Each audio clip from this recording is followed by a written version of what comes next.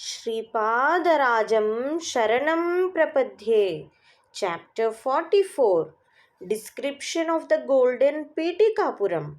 Sri Bhaskara Shastri requested us to stay in their house also that night and listen to the divine history of Sripada.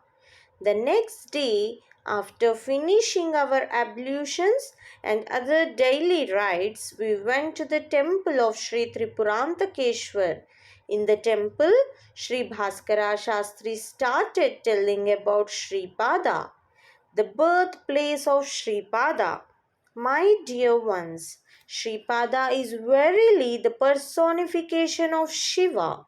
After disappearing in Pithikapuram, he reached the city Kashi.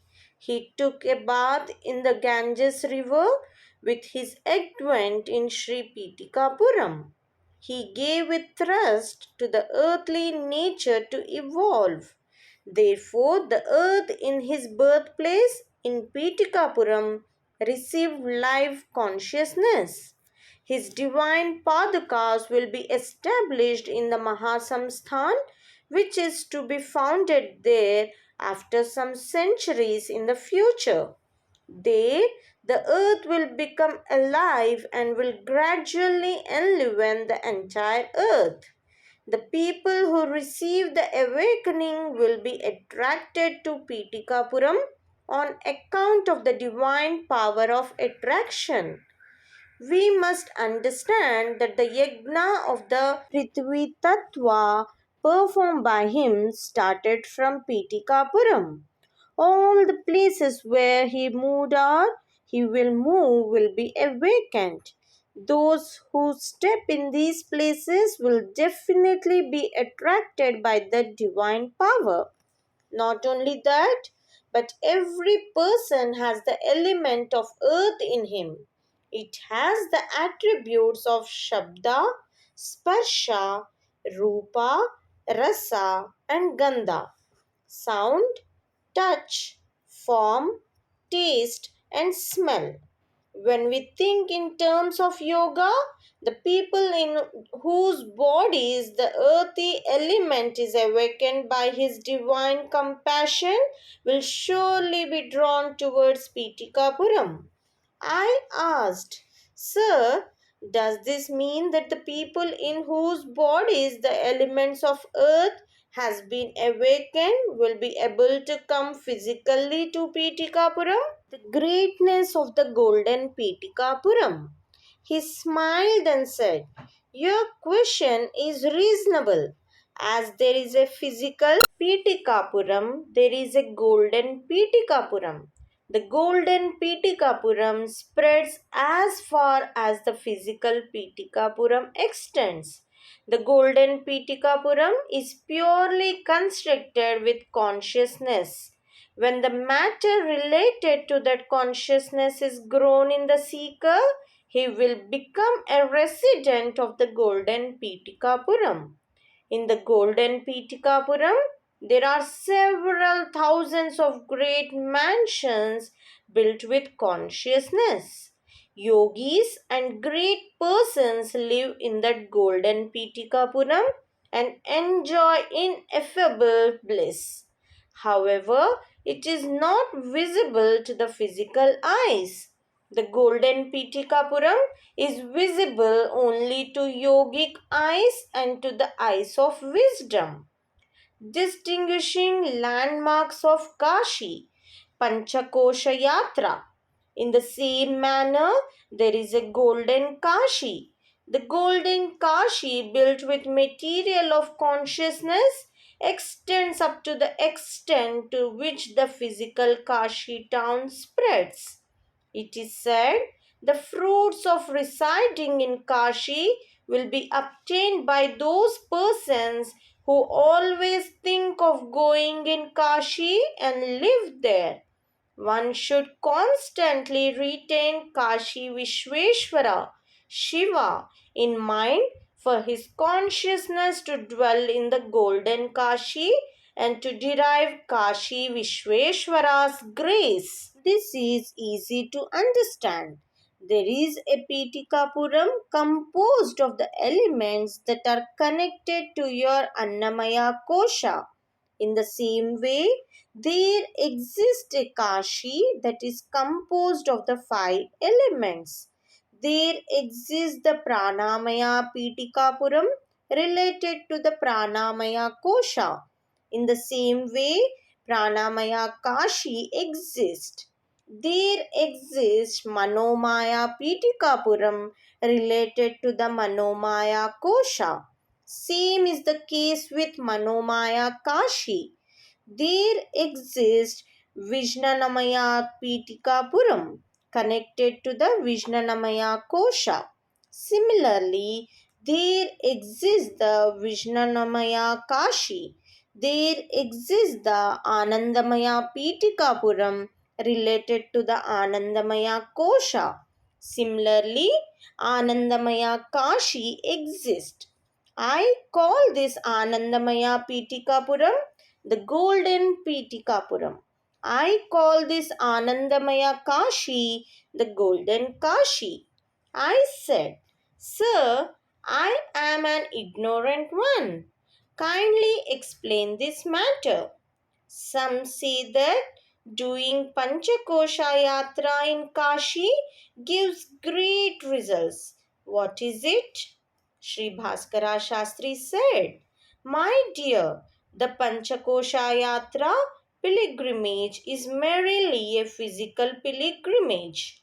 In reality, our consciousness should travel through the five koshas, namely Annamaya, Pranamaya, Manomaya, Vijnanamaya, and Anandamaya koshas. This is the profound esoteric divine secret in this. By the grace of Sripada, the spiritual seekers gain the needed strength to make the Panchakosha Yatra. Therefore, with his yogic power, he conducts the five great yajnas, sacrifices relating to the five elements. As a symbol of these five great yajnas, he holds his darbar, royal court in Panchadeva Pahad near Kurungadda. Divine secrets can be understood only by ardent spiritual seekers and those with yogic sight. They will not at all be understood by ordinary men. Sripada took a bath in the Ganga river. Then Mother Ganga appeared before him and requested him to take a bath in the Ganga river every day. Sripada gave the boon to Mother Ganga that he would bath in Ganga daily. The consciousness of Mother Ganga will also be in the five koshas, that is, the Annamaya, Pranamaya, Manomaya, Vijnanamaya, and Anandamaya kosha. I said, Noble one, Mother Ganga is in a watery form. How can she have five sheets? I do not understand it. Sri Bhaskara Shastri said like this smilingly, My dear, deities are personifications of the mantras. They do not have physical shapes. Mantras are the power forms of Shabda Brahman, sound forms of Brahma. Mother Ganga means a deity in the form of power and consciousness. She is the patron deity of the physical form of the Ganga river in a state of close identity. It means that she is a goddess in the form of consciousness. In the same way, when it is mentioned as Surya, the sun god, it means the divine form in the state of consciousness in close identity with an orb called the sun in the firmament. You must note this subtlety of dharma and the profound divine secret. Humans do possess a watery nature. To purify that watery nature, he proposed to perform Jala Yajna. Therefore, he daily wanted to bathe in the Ganga river in Kashi. By this yogic exercise, all rivers in their physical state will be sanctified. All sacred rivers will be rid of their impurities and will get sanctified. All great rivers like the Ganga river become polluted because of the sinful humans who are taking bath in them. When great persons, holy persons, and embodiments of consciousness bath in those rivers, the rivers will again become sanctified. The inner meaning of the Jalayagna performed by him is to purify the watery nature flowing in the form of fluid in the bodies of the living organisms. By the mere movement of his hand, the divine emperor Sripada Srivallabha creates, protects, and destroys crores and crores of universes. He is the real Lord Datta, an embodiment of the Trinity. In compliance with the promise given to sage Bharadwaja in Treta Yuga, he incarnated in the lineage of Bharadwaja in the playful guise of a human being in the holy place Pithikapuram, where the Savitra Kataka Chayana was performed. The aim of his incarnation is to bless Mahasiddhas and Mahayogis and uplift Dharma through them. His promise to be born in the name of Narsimha Saraswati is true in every letter. Those who doubt his divine promise and who ridicule the incarnation of Sripada will take birth as ghosts. He told many a time that the ghosts possess weak and unfortunate people and that he will grant relief to those ghosts in Gandharvanagar, Gangapur, in his form as Narasimha Saraswati. Those who doubt his divine sayings will go to the hell such as Raurava. The book Sripada Srivallabha Charitaamrutam, written by you, is a book where every letter of it is true. It will be translated into many languages. This great sacred hagiography confers abundant auspicious results to whoever devotedly reads it, regardless of the language it is read in. The great Lord averred that he would elect worthy people to translate his Charitamritam and that during the time of translation also his special compassionate look will be on the translator. The Lord added that His mercy will be obtained even when this book is kept in the room of worship and worshipped there. And He also affirmed that in Kali Yuga it is possible to gain all auspicious developments by the parayana of this book. Therefore, it is only a lame excuse that you are writing this book. His auspicious lotus feet are making you write this book. I said, "Oh, noble minded one, what you said is quite appropriate. I am not a scholar. Moreover, I do not have any knowledge of the Vedas and Vedantic subjects. It is a matter of great surprise and happiness to me that this great stupendous task is being carried out by this ignorant one." For that, Sri Bhaskara Shastri remarked, Lord Datta's approach is like that. It is a customary sportive pastime for him to cure diseases with prohibited materials and to conduct extraordinary works through totally ignorant people. It is a divine pastime. That is his nature. It is a proof of his divine power. Once a sannyasi came to the Kukuteshwara temple. Sripada was a small child at the time. Sri Narasimhavarma and Sri Venkatappaya Sresti took Sripada in a horse carriage to the Kukuteshwara temple. The sannyasi was in a state of meditation in the Kukuteshwara temple. Sripada suddenly questioned Sri Sresti, "Grandfather, why was this fisherman allowed to come here?" Sri Narasimhavarma said in a low voice, "Kannaya, it should not be said like that. He is a sannyasi, and if angered, he can curse." Sripada retorted, "Can a fisherman also get angry? Is a person who emits the stench of fish and who eats fish be called a sannyasi instead of a fisherman?" Sripada had a tendency to incite people.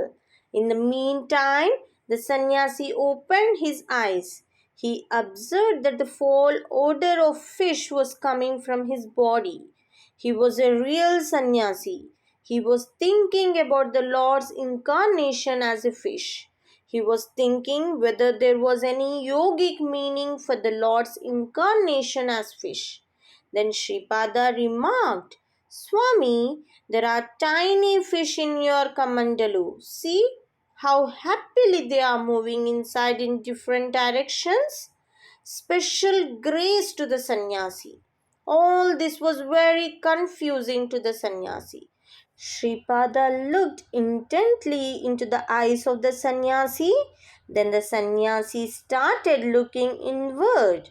He acquired yogic vision and found that there were small cells in the blood vessels and in different liquids of the body, and that they looked exactly like a fish. He understood that these tiny cells in the body engender different kinds of experiences. He realized that only these tiny cells in the shape of a fish cause the sense of smell to the nose. In the same way, very small cells that give the sense of taste were in the shape of a fish. He wondered, "Oh, is this the incarnation of the Lord as a fish? Matsya avatar of Lord Vishnu?" He learned that if one gets the knowledge about the very tiny cells that can identify the smell at the Mooladhara, then he will get the power to control all odors in the world. He then got back his outward vision and smiled. Sripada also smiled.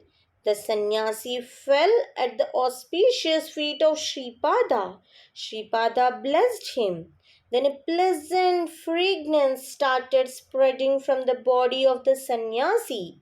The sannyasi understood that this was the yogic procedure employed by sage Parashara to change Matsya Gandhi as Yojana Gandhi. Fragrances emanate from the bodies of Pativratas. That is why they are called Suvasinis, she who is sweet scented. Sripada silently taught the sannyasi that when all experiences in the body are filled with fragrance, then the related physical changes also occur and spread fragrant smells. He is a divine player. Sripada said, "You know about the incarnation of the fish, the incarnation of tortoise, Kurma avatar of Lord Vishnu, is the foundation for the divine nature and demoniac nature. Placing the Mandhara mountain on the back of the tortoise, Devas and Dhanavas, a race of demons, churned the ocean. If you look inwards, you will become a great yogi like the tortoise that hides its head in the shell. Else, if you turn outwards, you will amass all bad qualities and will become a demon. If you put your head out, someone will stab your head and you will die. If you do not want to die, you will have to look inward. Practice yoga. You need to get liberated from the bonds of karma. Sripada Rajam Sharanam Prapadye.